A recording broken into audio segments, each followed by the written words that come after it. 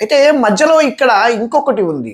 LJP Ram Vilas Paswan కుమారుడు LJP నేత చిరాగ్ పాస్వాన్ బాగా చిరాకు పెడుతున్నాడు. ఇటు బీజేపీని, అటు నితీష్ కుమార్ని, ఇద్దరిని కూడా బాగా చిరాకు పెడుతున్నాడు. 2024 ఎన్నికల్లో 100% స్ట్రైక్ రేట్తో వచ్చిండేటటువంటి చిరాగ్ పాస్వాన్ తనకు 36 సీట్లు ఇచ్చి తీరాల్సిందే అనేటటువంటి భీష్మ ప్రతిజ్ఞ చేసి ఒక పట్టు పట్టాడనమాట. కానీ ఇక్కడ 36 స్థానాలు ఆయనకి ఇచ్చి 100 సీట్లు వీళ్ళకి, 100 సీట్లు బీజేపీ తీసుకొని 103 సీట్లు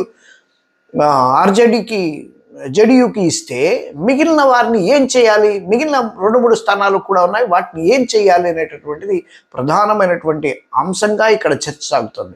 అయితే చిరాగును కాదని ఇష్టానుసారం ఆడుకుంటే మాత్రం ఎదురు దెబ్బ తప్పదనేటటువంటి ఆలోచన కూడా ఆ 2 పార్టీలకు కనిపిస్తుంది.